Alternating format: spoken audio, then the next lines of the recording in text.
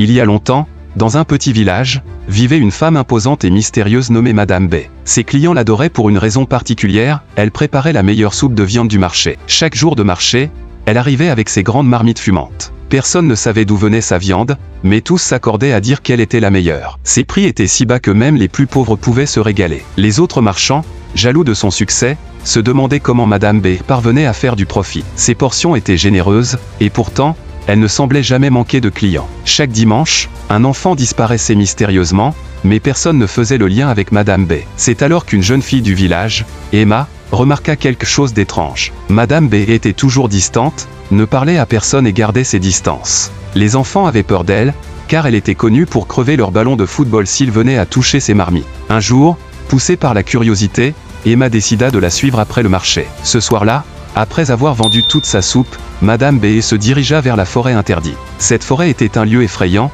évité par tous les villageois à cause des légendes sombres qui l'entouraient. Emma, déterminée à découvrir le secret de Madame B, la suivit discrètement. En s'enfonçant dans la forêt, Emma fut témoin de quelque chose d'horrible. Madame B rejoignait un groupe de femmes vêtues de robes fantomatiques.